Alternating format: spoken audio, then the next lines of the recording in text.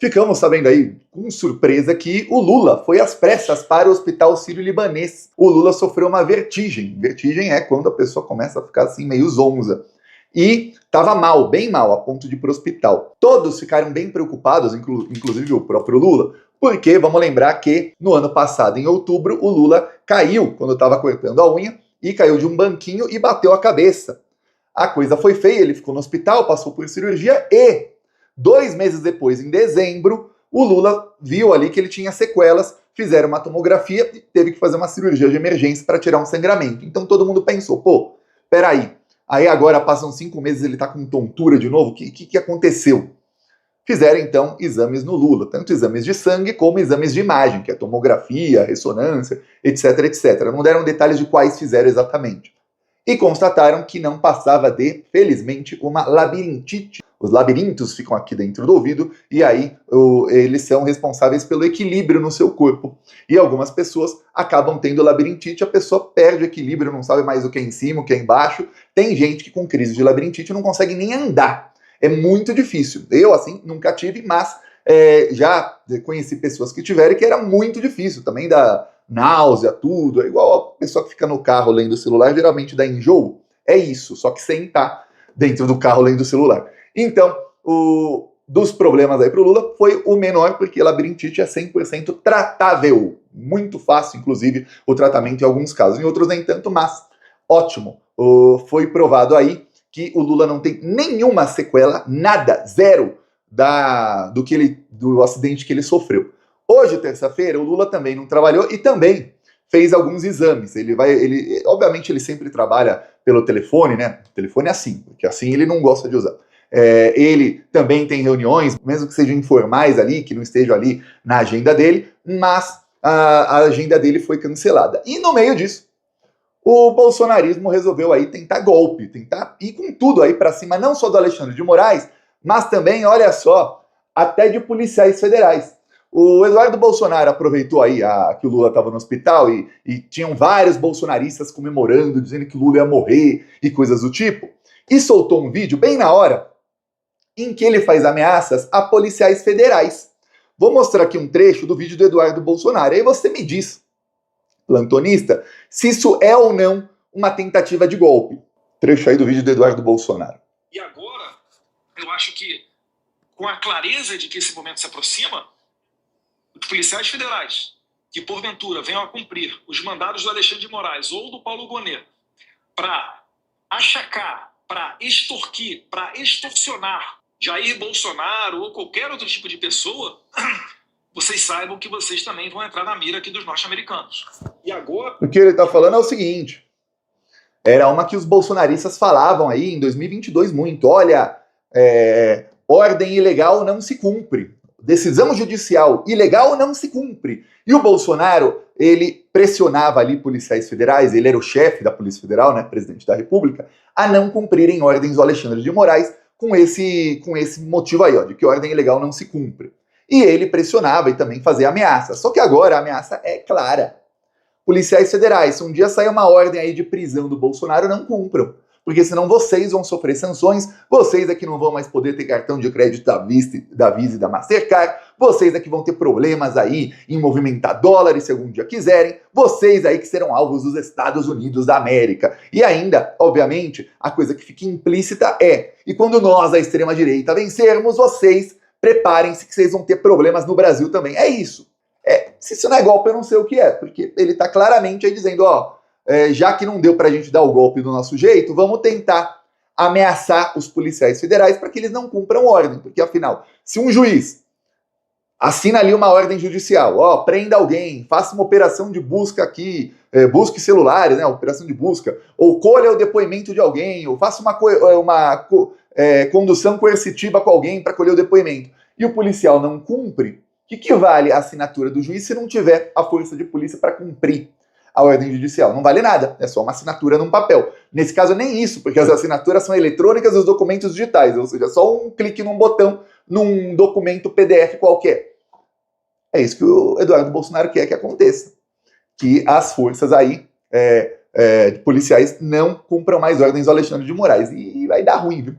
muito ruim, porque Alexandre de Moraes já foi para cima. Alexandre já está por aqui também, dele e do Bolsonaro. O Alexandre mandou aí a Polícia Federal intimar o Bolsonaro para colher o depoimento dele em até 10 dias.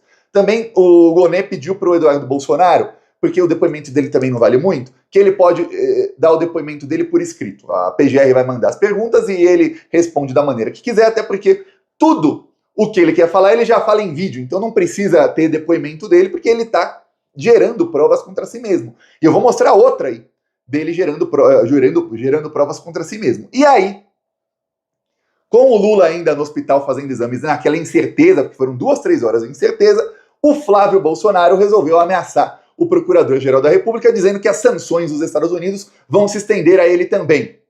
E a Rede Globo resolveu partir aí para cima do governo Lula e partir aí em defesa do Eduardo Bolsonaro, aquelas pessoas falam, caramba, que coisa, defendendo o Eduardo Bolsonaro só para atacar o Lula e defendendo o golpista. Isso aqui é matéria aqui do Globo, que é editorial, tá? Isso aqui é opinião do jornal, não é de um colunista não, do jornal. Não é o que parece. Como a confirmação das sanções em estudo foi feita em público, numa sessão do Congresso americano, a reação deveria ter sido do governo brasileiro e não da PGR. E aí eu vi comentaristas lá na Globo o dia inteiro dizendo que, olha, o governo não deveria ter reagido ao Eduardo Bolsonaro e nem a Procuradoria-Geral da República, ou seja, deixa ele continuar cometendo crime. Deixa ele ameaçar policiais federais, deixa ele ameaçar ministros do Supremo, inclusive familiares de ministros do Supremo, deixa ele fazer o que quiser. Tem muita gente perguntando, Tiago, como funciona essa lei Magnitsky? Eu vou te explicar. O efeito prático para o Alexandre de Moraes é pouco, tá? Mas o efeito prático, a ameaça foi a esposas de ministros que têm escritório de advocacia e familiares. Aí o efeito é maior. Por quê? Porque a lei Magnitsky significa o seguinte, os Estados Unidos podem chegar para as empresas norte-americanas, como Google, Facebook, Twitter, etc, etc, e dizer, ó, encerrem todas as contas do Alexandre de Moraes. Se ele tiver e-mail do Google, ele não deve ter, porque ele deve ter do STF, né? Mas se ele tiver um e-mail pessoal do Google, encerre a conta dele. Se ele tiver lá Google Drive, arquivos, encerre. Se ele tiver lá iCloud lá do iPhone, encerra a conta dele. Se ele tiver e-mail da Apple, de outra empresa aí, Yahoo, que seja estadunidense, encerre a conta dele. Mas, Thiago, e se ele tiver um e-mail do UOL? Aí não muda nada para ele. Não muda absolutamente nada na vida dele. E se ele, em vez de usar em empresa norte-americana como iCloud ou Google Drive, ele usar uma empresa de um país outro qualquer para deixar lá seus arquivos na nuvem? Aí não muda nada na vida dele. Pois bem, contas bancárias nos Estados Unidos ele não pode ter, mas ele já afirmou que não tem, o Alexandre de Moraes. Então não muda nada para ele. Ele não vai poder fazer transações que usem bancos estadunidenses como bancos intermediários. Por exemplo, se você envia dinheiro diretamente do Brasil para a Europa, muito provavelmente esse dinheiro, pelo sistema SWIFT, vai passar por um banco estadunidense. Muito provavelmente. Essa transação não poderia ser feita. Mas se ele tem conta aí num desses bancos que são para transferência de dinheiro, já não passa pelos bancos norte-americanos. Então não muda nada para ele. Nada. Ah, ele não vai poder ter cartão de crédito da Visa e Mastercard, talvez porque o governo norte-americano pode proibir essas empresas de terem ali o Alexandre de Moraes como cliente. Mas ele pode ter da Cielo, que é brasileira. Ele pode ter de qualquer outra empresa, de qualquer outro lugar do mundo. Então não muda muito. A vida dele continua igual. A diferença é que ele não vai poder comprar dólares, até comprar dólares ele pode, não vai poder comprar de bancos norte-americanos e não vai poder usar Visa e Mastercard. É isso. Essas sanções já foram aplicadas a vários russos e chineses que são acusados aí de assassinatos, não disso aí que acusam o Alexandre de Moraes, que é de censura. E a vida deles continuou igualzinha. Essa é a verdade. Igualzinho. Não mudou nada para eles. Porém, quem tem escritório de advocacia grande, que atende a políticos, a empresários grandes, muitas vezes recebe dinheiro nos Estados Unidos. Então, para as esposas aí de ministros do STF, que foi a ameaça feita pelo Flávio e também pelo Eduardo Bolsonaro, isso afetaria sim os seus negócios. Muito, talvez não, mas afetaria um pouco. Então você vê aí, por exemplo, muitos desses empreiteiros aí e tal, as contas deles são nos Estados Unidos, em instituições norte-americanas. É isso, tá? Essa é a ameaça que está sendo feita. Aí o Lula saiu do hospital, mas na terça-feira estava de molho o Lula, não apareceu, não fez nada. E aí o bolsonarismo continuou com o golpismo. No mesmo vídeo de segunda-feira, o Eduardo Bolsonaro ainda falou isso aqui, ó, ele confessa. Você vai perceber no vídeo que ele está medindo bem as palavras dele, ele está com medo, tá?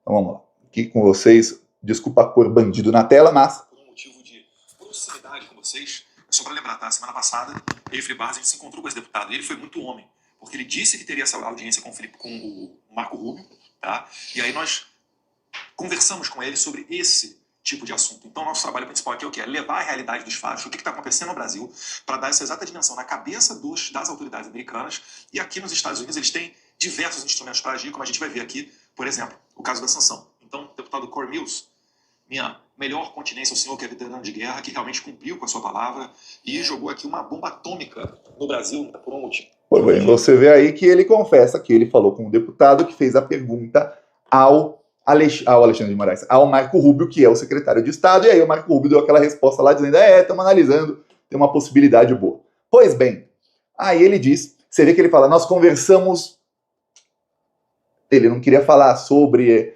sanções ao Brasil, coisa assim, porque ele pensou, vou me incriminar mais ainda, sobre esse tipo de assunto. Percebeu? Que ele tá medindo as palavras, a grande é burro, ele mede as palavras e depois confessa tudo, então não adianta nada. E depois ainda faz ameaça aos policiais federais. Agora, o que está sendo sinalizado aí pelo Alexandre de Moraes e pelo Gonê, e que já saíram matérias em vários veículos de imprensa? A petição do Gonê pedindo para a abertura de investigação, ela coloca o Eduardo Bolsonaro também no inquérito do golpe. Então não se surpreenda se nas próximas semanas o Eduardo Bolsonaro for denunciado também por golpe de Estado. Ele vai entrar no mesmo processo que está o Bolsonaro, de golpe de Estado. Ele conseguiu. Eu peço a sua inscrição no canal. Seguimos aqui na luta e falou!